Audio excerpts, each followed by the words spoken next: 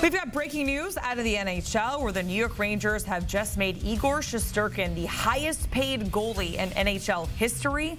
That's according to multiple reports. Shesterkin has agreed to an 8-year extension worth $92 million. So he is now signed in the Big Apple through the 2032/33 season. The former Vezina Trophy winner is currently in his 6th year with the Rangers and has tallied a .908 save percentage this season, which is wild.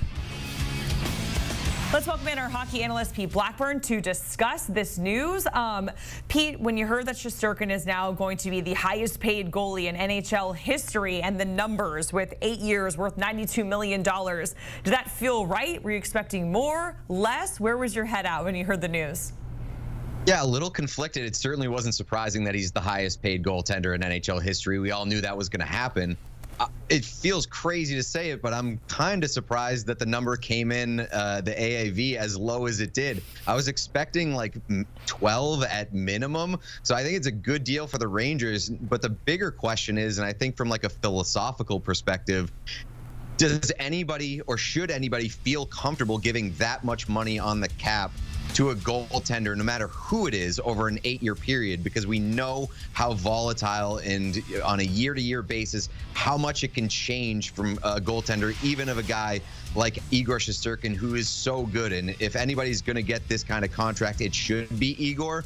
But man, paying a goaltender an $11.5 million per year puts you in at a real risk of being stuck with an albatross deal. So I think the Rangers were kind of painted into a corner here. Like, they don't really have any other option, especially when you look at where they're at right now. They're trying to contend for a Stanley Cup. They don't defend super well. Like, they're 30th in the league in scoring chances allowed. They're 31st in the league in high danger chances allowed. So they bleed opportunities from a defensive perspective. And the only reason that they're a competitive hockey team right now is because of Igor Shesterkin. And so they're rewarding him for that. But now, how do you build the roster around a goaltender who makes $11.5 million? That's their problem, and that's what they have to figure out starting next year. And Pete, so to your point, you don't think this is like a new precedent that we're going to see for goalies? Is it just specific to this situation because of the Rangers, what they're trying to do, and how great Shesterkin has been for them? Or do you think we start to see goalies in the future get paid more and more and more? I'm not going to say never, but like, you have a generational talent here in Igor Shesterkin that makes the Rangers comfortable handing out this kind of money. I'm not going to say that there's not going to be a team down the line that's so desperate for goaltending like the Florida Panthers were when they gave Sergei Bobrovsky that $10 million deal per year. Everybody laughed at that deal when they handed it out. It looked bad for a few years, but now the Panthers and Bobrovsky have a Stanley Cup title. And so I don't think any contract is bad when a goaltender helps you win a title. I just think that I would feel very uncomfortable as a general manager handing out that kind of money to a goaltender, knowing how sometimes you can strike gold very little on the cap. You know, you look at some of the goaltenders that have won Stanley Cups in their situations, making close to league minimum over the past couple of years, and how many well-paid goaltenders have like seriously underperformed compared to their contracts in recent years. I would feel a hard time handing out that kind of money. But again, Igor is that kind of guy. He is him. He's making that money, and he deserves it. So, Pete, you mentioned, of course, the Rangers trying to win a Stanley Cup, and they've come close. And we've seen a lot of other players, not just goalies, get paid a lot of money on the same team. You see Draisaitl and Connor McDavid, who went all the way to the Cup last year, but failed to actually win it. Austin Matthews and William Nylander as well. Igor Shesterkin, if we see it, and you have Panarin as well on that roster, are you worried with that type of money and those players that's going to fall into the same trend where, to your point, you can't really build a full roster to go win the Stanley Cup? Does that worry you at all that he's getting paid this much money, and then if we have Panarin on the roster as well making 11.6?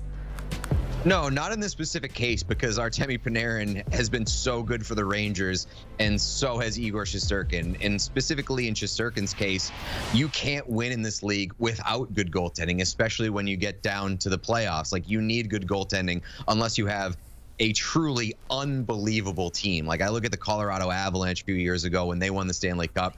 They had mediocre goaltending, but the rest of the team was so good that it didn't really matter. I think that's sort of the exception to the rule.